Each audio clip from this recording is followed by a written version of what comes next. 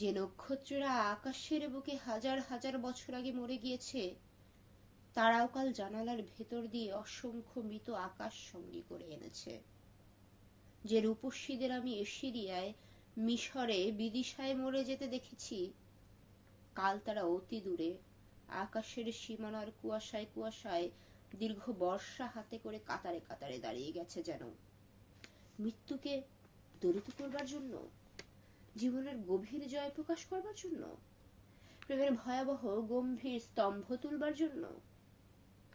আড়ষ্ট অভিভূত হয়ে গেছি আমি। কাল রাতের প্রবল নীল অত্যাচার আমাকে ছিঁড়ে ফেলেছে, যেন আকাশের বিরামহীন বিস্তীর্ণ ডানার ভেতর পৃথিবী কীটের মতো মুছে গিয়েছে কাল।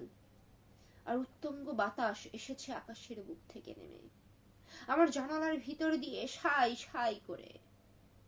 সিংহের হুঙ্কারে উৎক্ষিপ্ত হরিৎ প্রান্তরের অজস্র জেব্রার মতো হৃদয় ভরে গিয়েছে আমার বিস্তীর্ণ ফিল্টের সবুজ ঘাসের গন্ধে।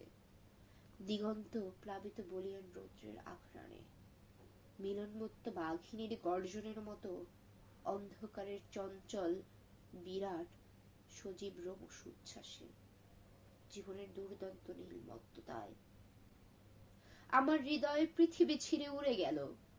নীল হাওয়ার সমুদ্রে স্ফীত মাতাল বেলুনের মতো গেল উড়ে।